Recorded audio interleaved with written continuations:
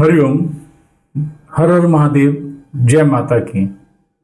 आप सभी को नवरात्रि महापर्व के द्वितीय दिवस की अनेकों अनेक अनंत मंगल कामनाएं, शुभकामनाएं। माता जी आपको स्वस्थ, निरोगी, संपन्न, दीर्घायुमान बनाएं, आपकी सभी मनोकामनाएं पूर्ण करें। द्वितीय दिवस माता ब्रह्मचारिणी का दिवस कहा जाता है, जो कि मां दुर्गा का, मां पार्वती का दूसरा रूप है। आदिशक्ति का दूसरा रूप होने के कारण इनको ब्राह्मी नाम से भी पहचाना जाता है। ब्रह्मचारिणी, ब्राह्मी। ब्राह्मी जो कि माता मैना की पुत्री थी और इनके पिता हिमालय राज ही थे। नारद ऋषि के आदेश के, उपदेश के अनुसार इन्होंने बहुत कठिन तप किया, आराधना की, भगवान शिव की तपस्या की। कठोर तपस्या के कारण और इनकी साधना के कारण इनको तपस्विनी भी कहा जाता है, इनको तपस्याचारिणी भी कहा जाता है और ब्रह्मचारिणी भी कहा जाता है। ब्रह्मचारिणी, ब्रह्म मतलब तप, चारिणी मतलब आचरण करने वाली, जो तप का आचरण करके अपने वर के रूप में भगवान शिव को प्राप्त करती हैं, वो माता ब्रह्मचारिणी कहलाती हैं। माता ब्रह्मचारिणी के तप से प्रभावित होकर और उसकी तप की ऊर्जा से तीनों लोकों में हाहाकार मच गया। तब देवताओं ने भगवान शिव से आराधना की, प्रार्थना की। भगवान शिव ने तब माता ब्रह्मचारिणी को अपने आप को वर रूप में प्राप्त होने का वरदान दिया। माता ब्रह्मचारिणी श्वेत वस्त्र में लिपटी हुई है। माता ब्रह्मचारिणी के हाथ में अष्टदल कमल है। माता ब्रह्मचारिणी के एक हाथ में कमंडल है। माता ब्रह्मचारिणी की आराधना से सभी प्रकार की तांत्रिक क्रियाओं का, सभी प्रकार के दुखों का, कष्टों का, बाधाओं का, पीड़ाओं का सर्वनाश होता है।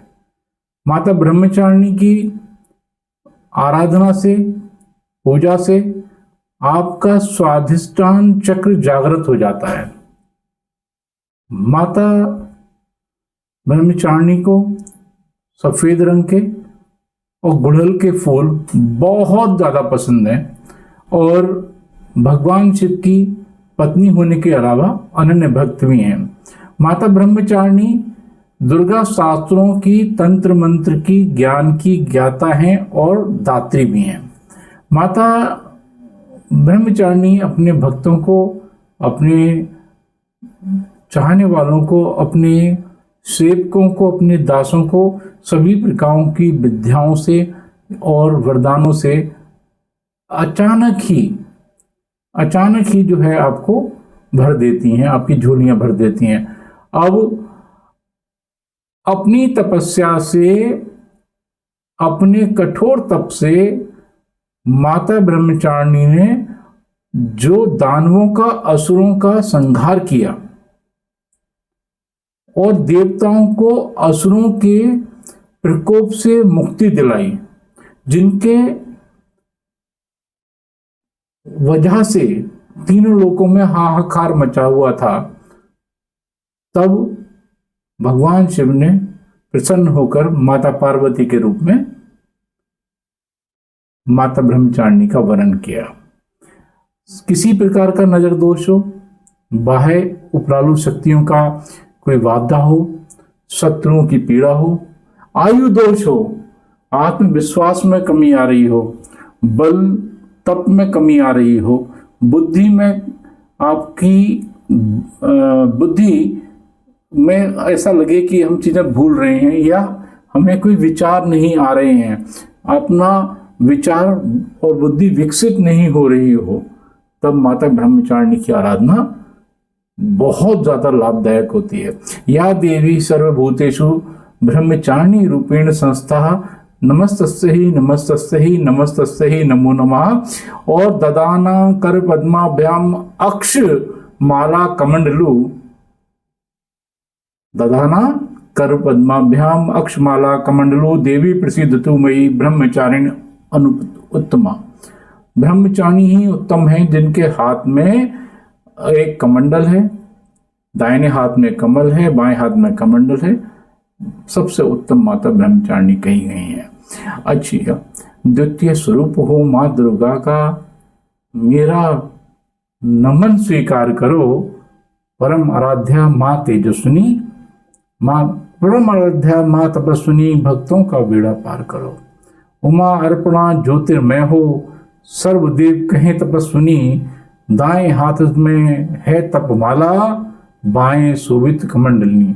कमंडल बाएं हाथ में माता के है। माता की आराधना है जो कि मैं आपको बता रहा हूँ, आपको कहीं और प्राप्त नहीं होगी। द्वितीय स्वरूप हो माँ दुर्गा का मेरा नमन स्वीकार करो। परम आराध्या माँ तपस्विनी, भक्तों का बेड़ा पार करो। उमा अर्पणा ज्योतिर्मय हो, सर्वदेव कहें तपस्विनी। बाएं हाथ में है तपमाला, दाएं हाथ में है तपमाला, बाएं शोभित कमंडलनी। ब्रह्मचारिणी तपस्यारिणी माँ नीलकंठ की हो बामांगी, माँ नीलकंठ की हो बामांगी। नीलकंठ मतलब भगवान शिव। तपस्यारिणी ब्रह्मचारिणी तपस्यारिणी नीलकंठ की हो बामांगी।